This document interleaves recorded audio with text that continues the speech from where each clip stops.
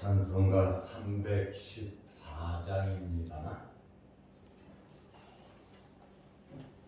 찬송가 314장.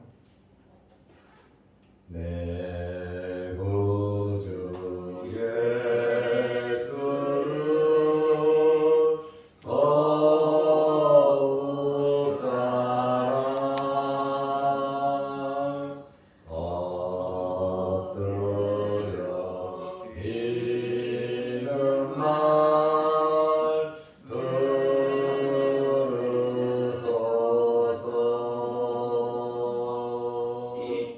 내 인자 소원이 내 구주 예수를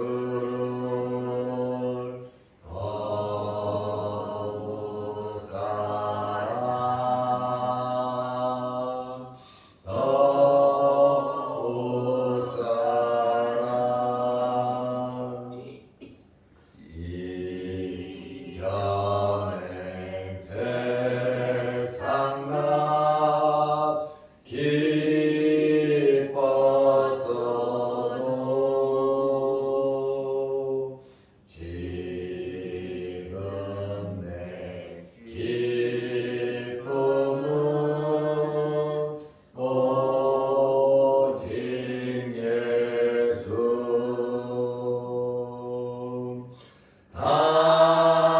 다만 내리는 말 내 구주 예수를 더욱 사랑 더욱 사랑 이 세상 떠날 때 찬양하고 숨길 때 하는 말 이것일세. 다만 내리는 말 내 구주 예수를 더욱 사랑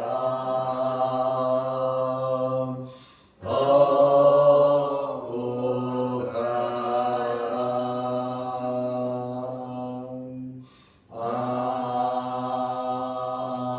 아멘.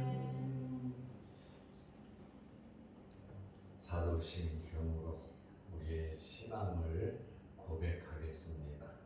전하사 천지를 만드신 하나님 아버지를 내가 믿사오며 그 외아들 우리 주 예수 그리스도를 믿사오니 이는 성령으로 대하사 동정녀 마리아에게 하시고 본디오 빌라도에게 고난을 받으사 십자가에 못 박혀 죽으시고 장사한 지 사흘 만에 죽은 자 가운데서 다시 살아나시며 하늘에 오르사 전능하신 하나님 우편에 앉아 계시다가 저리로서 산 자와 죽은 자를 심판하러 오시리라. 성령을 믿사오며 거룩한 공예와 성도가 서로 교통하는 것과 죄를 사하여 주시는 것과 몸이 다시 사는 것과 영원히 사는 것을 믿사옵나이다. 아멘. 하나님의 말씀 마가복음 4장 33절 34절입니다.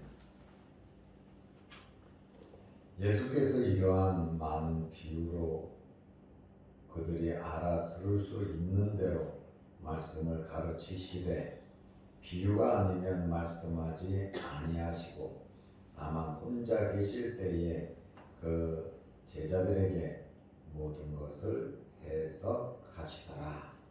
아멘. 오늘은 비유로 말씀하신 예수님에 대하여 잠깐 말씀을 드리겠습니다.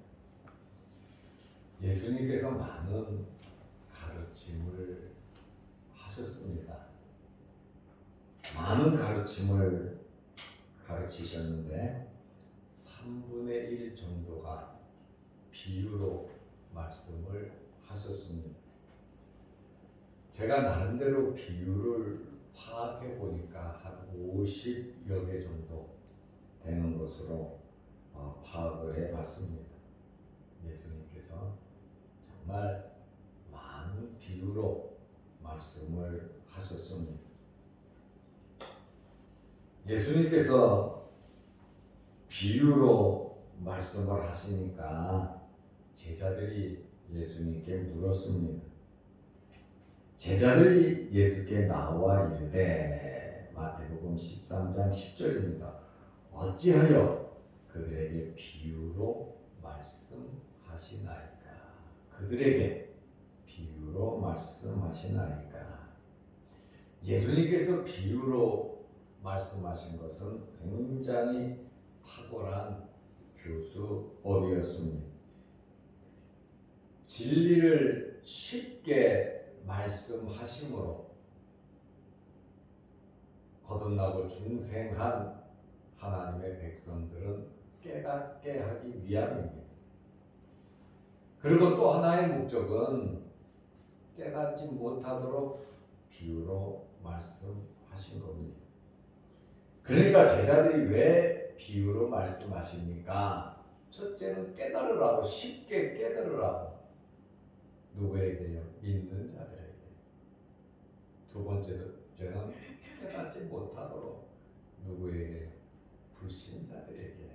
거룩한 것을 개에게, 돼지에게 던질 수 없는 것처럼 예수 그리스도의 피로 구원받은 하나님의 택함을 받은 백성들은 이 비유의 말씀을 깨닫게 되어 있습니다. 이렇게 제자들이 물은 것은 12 제자들만 예수님께 물은 것은 아닙니다. 마가복음 4장 10절에 보면 12 제자와 더불어 함께한 사람들이 비유에 대해서 물어보았습니다. 이렇게 사모하고 그 비유의 의미를 깨달으려고 노력하는 그것이 중요하다는 거예요. 아니, 물어보면 말고, 아니면 말고, 아는 것까지만 그것이 아니라 주님의 말씀 한마디 한마디를 놓치지 않고 말씀의 의미를 깨닫고 은혜 받으려고 사모하고 노력하는 자들에게는 성령의 놀라운 은혜가 있는 것입니다. 그러므로 여러분들이 예배를 드리며 말씀을 듣고 또 하나님의 말씀이 성경을 볼 때에 이러한 영적인 깨달음이 있으시기를 바랍니다.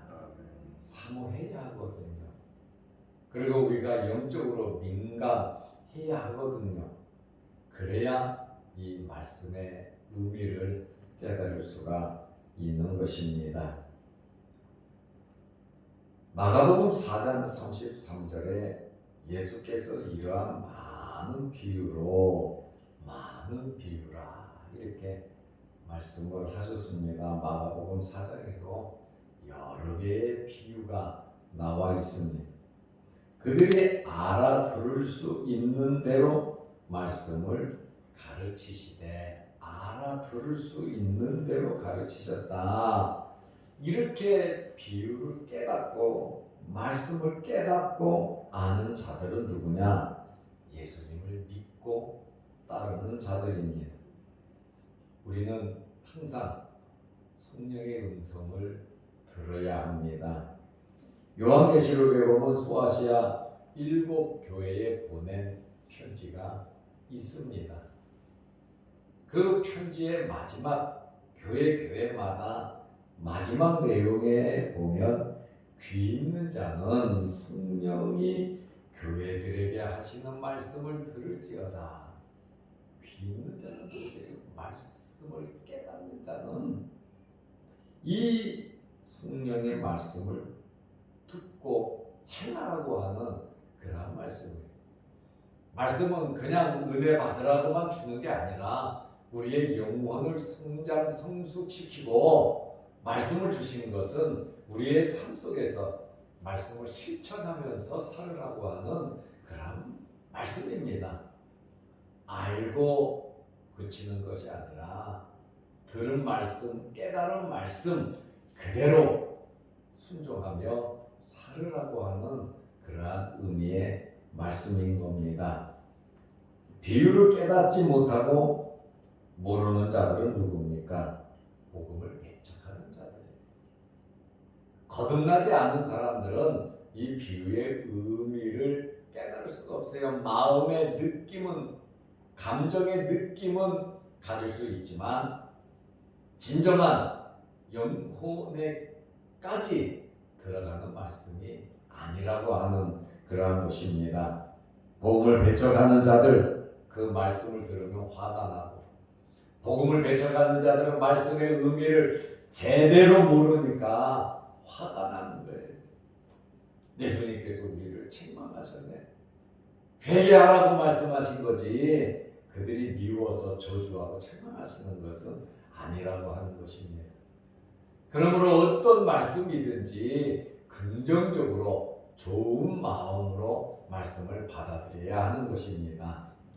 저는 여러분들이 말씀을 들으면서 상처받지 마시기를 바랍니다. 어느 목사가 성도 개인을 책망하고 개인을 깨닫게 하기 위해서 전체 교인을 놓고 말을 하겠습니까? 하나님의 말씀은 우리 모두에게 해당하는 말씀이에요. 그래서 설교를 듣고 절대로 상처받지 마시기를 바랍니다.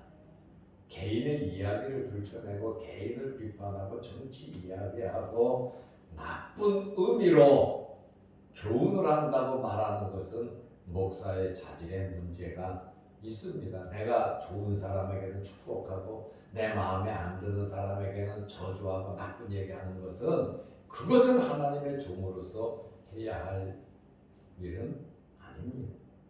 하나님의 백성들에게 어느 양떼든지 살찐 꼴로 먹이면 되는 거예요. 양질의 말씀, 하나님의 말씀을 전하면 상처받은 사람들이 치료를 받습니다. 건강한 사람은 더 건강해지는 겁니다. 양질의 말씀만 전하면 성도들의 영혼이 성장하고 성숙하게 되어 있습니다. 그러나 깨닫는 자들은 은혜 받고 성장 성숙하지만 깨닫지 못하는 자들은 상처받고 유리방황하는 그러한 모습을 보게 됩니다. 바리새인들이 그랬잖아요. 우리를 저주하고 악담한다고. 절대로 저주하고 악담하는 것이 아니라 주님의 말씀은 말씀을 듣고 깨닫고 회개하라는 겁니다. 관계 회복이에요. 그래서 참 지도자도 중요하고 교인들도 참 중요합니다. 주의 사랑 안에서 우리 모두가 은혜 안에 하나 되시기를 바랍니다. 이렇게 복음을 배척하는 자들, 그 다음에 병고침이라든가 오병이어의 기적 같은 이러한 것만 바라고 외형적인 것을 바라고 주님을 따르고 말씀을 들었다면 그들은 깨닫지 못합니다. 당장 자기 마음만 기쁘게 해달라고 요구를 하게 되어 있습니다. 말씀은 사모하는 자가 은혜를 받는데 저와 여러분에게 이러한 간절한 사모함이 있으시기를 바랍니다. 하나님의 택함 받은 성도들은 절대적으로 말씀을 듣고 깨닫고 영혼이 성장하고 그 다음에 성화의 과정을 밟아가게 되어 있습니다. 삶이 변한다는 거예요. 이 말씀이 들어가면 우리의 삶이 변하는 것입니다. 그래서 이것이 바로 하나님의 섭리고 하나님의 뜻이다라고 하는 그러한 말씀입니다. 저는 여러분들이 하나님의 말씀을 들을 때 성령의 충만함이 임하고 영적인 감지력과 진리에 대한 이해력이 충만하여 우리의 삶 속에 성령의 열매, 아름다운 열매가 넘치시기를 바랍니다. 말씀을 듣고 깨닫는 자들은 은혜 받은 자들입니다. 그러므로 우리는 날마다 복 받은 자들이고 은혜 받은 자들로서의 삶을 살아가야 하는 것입니다. 그러므로 누가복음에 말한 것처럼 좋은 땅에 떨어진 씨앗은 착하고 좋은 마음으로 말씀을 듣고 지키며 인내함으로 30배, 60배, 100배의 결실을 하는 자들입니다. 우리가 시간이 흐르면서 30배, 60배, 100배의 이러한 열매가 있어야 합니다. 영적인 열매, 또 육적인 열매. 우리의 삶 속에, 생활 속에 하나님의 백성으로서의 힘을 가지고 살아가려면 이러한 말씀의 은혜가 우리를 주장해야 하는 것입니다. 깨닫지 못하는 자는 말씀을 거부하는 자들이죠. 결국 이러한 자들은 기회를 놓치고 모든 것을 잃어버릴 것이고 마지막 때는 슬피 울며 이를 가릴 것입니다. 그러므로 우리는 항상 말씀을 가까이 하면서 예수님의 그 비유로 말씀하신 그 의미를 알아야 합니다. 우리에게는 은혜 받고 깨닫게 하기 위해서, 안 믿는 자들에게는 이 은혜의 말씀을 감추기 위해서 비유로 말씀을 하신 겁니다. 마음이 완악한 자들은 중생하고 거듭나고 회개하기 전에는 이 말씀의 의미를 깨닫지 못합니다. 알 수는 있어요. 알 수는 있지만 깨닫고 삶 속에 열매는 맺어지지 않는다라고 하는 그러한 말씀입니다. 예수님께서 비유로 말씀하신 까닭이 33절, 34절에 말씀이 나와 있습니다. 비유가 아니면 말씀하지 아니하시고 지금 계속 비유로 말씀하신다는 거예요. 예수님의 가르치신 그 말씀의 3분의 1이 비유죠. 100%가 비유라고 하는 그러한 말씀이 아닙니다. 비유가 아니면 말씀하지 아니하시고 다만 혼자 계실 때에 그 제자들에게 모든 것을 해석하시더라. 참 예수님의 그 본 마음에 제자들이 빨리 깨닫고 제자들이 성숙하기를 원하시는 거거든요. 이러한 준비의 과정이 있었기 때문에 말씀을 들은 이런 준비의 과정이 있었기 때문에 성령 받고 놀라운 일을 할 수가 있었던 겁니다. 알던 것이 믿어지는 거예요. 믿어지니까 굉장한 역사가 나타나더라는 거예요. 그래서 우리가 열심히 교회 나오고 예배드리고 말씀을 보다가 은혜 받고 깨달으면 그것이 힘이 된다니까요. 그렇기 때문에 우리는 열심히 모이기를 힘쓰고 하나님께 예배드리는 교회 와서 예배드리는 일에 힘을 써야 하는 겁니다. 이러한 성도의 교제, 영적인 예배를 통한 그 영적인 놀라운 이 하나님의 그 임재함을 우리는 느껴야 하는 것입니다. 비유의 목적은 감추인 것을 드러내시기 위함이라고 말씀을 하고 있습니다. 예수님께서 이 비유의 제자들에게는 모든 것을 해석하시더라. 제자들에게는 알아야 되잖아. 해석하시더라. 가룟유다는 중생하고 거듭나지 못하니까 열심히 일은 했는데 말씀을 깨닫지를 못하는 거예요. 예수님께서 모든 것을 해석하시더라. 같이 들어도 다르다는 거예요. 우리의 믿음의 차이가 있기 때문에 똑같은 이야기를 해도 아멘하고 성장하는 사람이 있고 어떤 사람은 상처를 받고 의미를 모르는 그러한 사람도 있는 거예요. 여기 해석하시더라 이 말은 미완료 시상이거든요. 그러니까 예수님께서 기회가 되는 대로 계속해서 말씀해 주셨다는 거예요. 한 번 설명하고 끝 이게 아니라 예수님께서는 계속 말씀을 해 주셨다는 거예요. 얼마나 예수님께서도 간절했으면 제자들에게 한국하게 자꾸만 반복해서 완료가 됐으면 그만인데 한 번 하고 예수님께서는 계속해서 성령께서는 지금도 계속해서 말할 수 없는 탄식으로 우리를 위해서 기도할 뿐만 아니라 말할 수 없는 탄식으로 우리에게 감동 주시고 계신다는 겁니다.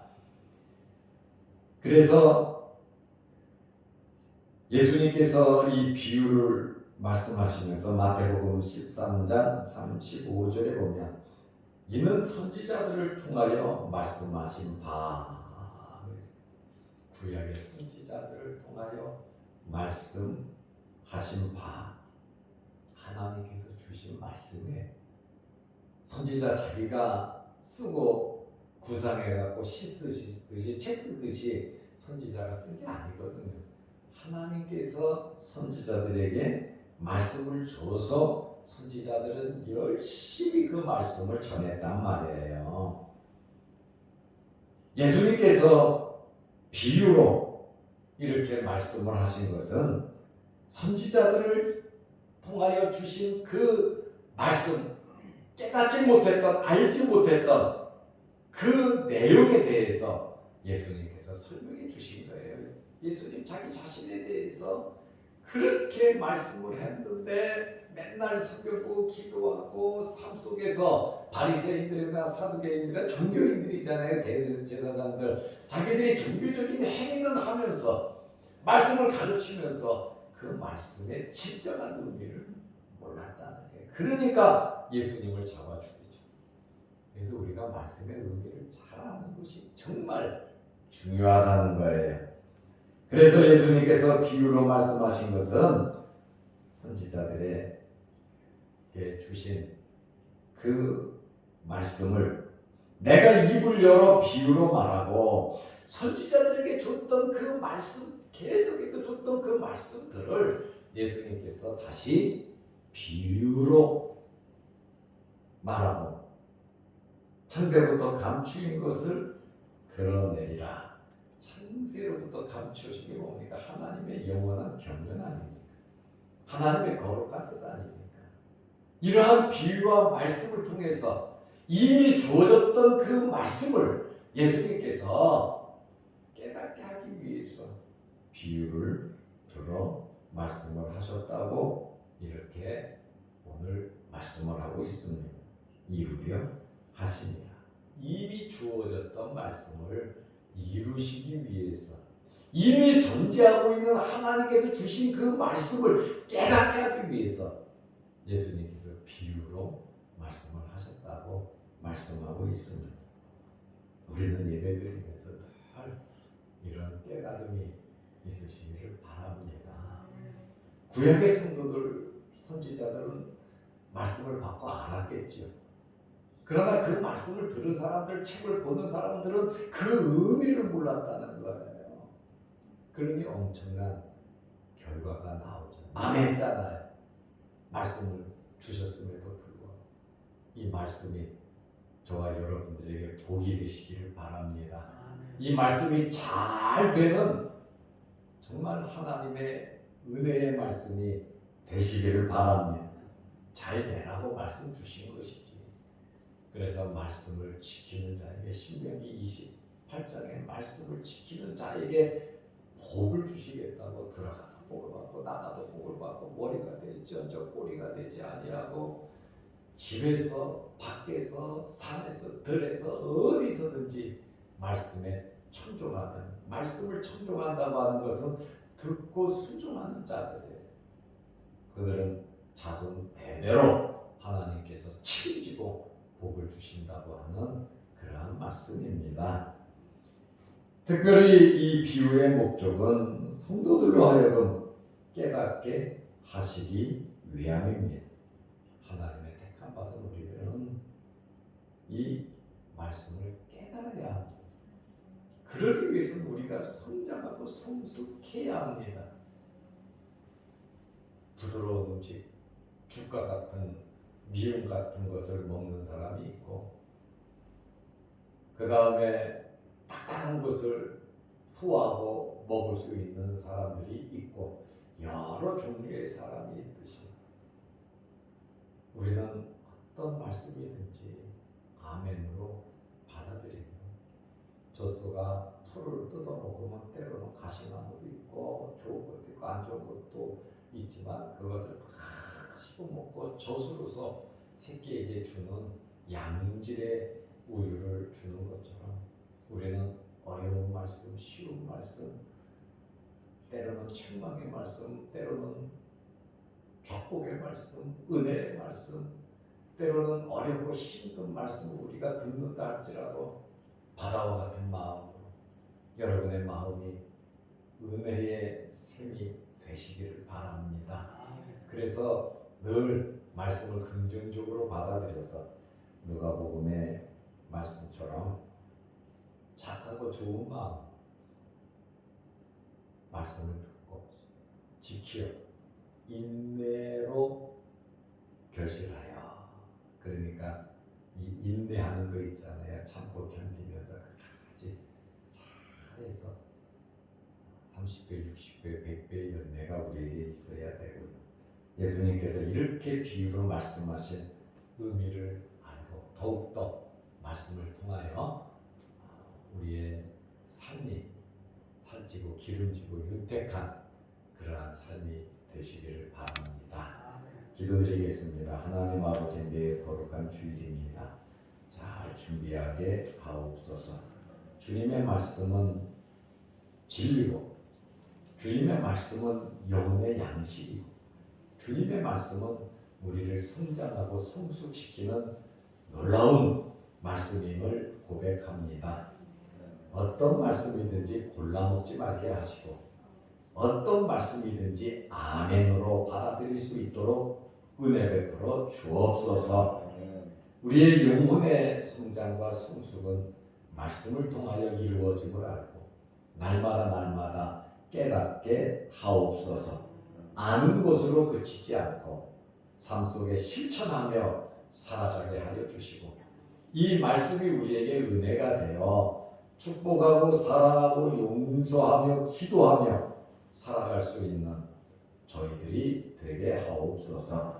내일 거룩한 주일을 잘 예비하는 하루 되게 하시고 은혜 받는 시간 되게 하셔서 오늘도 거룩한 주일을 잘 준비하는 주의전을 사모하고 주의전에 나와 하나님과 교제하며 놀라운 은혜를 받을 준비하며 살아가는 저희들 되게 하셔서 동서남북 사방에 흩어졌던 주의 백성들이 주의 전에 나와 하나님을 찬양하며 은혜 받게 하옵소서. 오늘도 이 새벽에 기도합니다. 우리의 기도를 들어 주옵소서.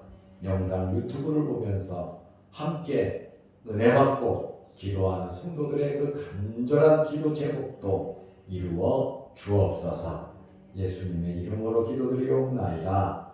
아멘. 하늘에 계신 우리 아버지여, 이름이 거룩히 여김을 받으시오며 나라의 마옵시며 뜻이 하늘에서 이룬 것 같이 땅에서도 이루어지이다. 오늘날 우리에게 일용할 양식을 주옵시고 우리가 우리에게 죄 지은 자를 사하여 준 것 같이 우리 죄를 사하여 주옵시고 우리를 시험에 들게 하지 마옵시고 다만 악에서 구하옵소서. 대개 나라와 권세와 영광이 아버지께 영원히 쌓옵나이다. 아멘. 자유롭게 기도하시기 바랍니다.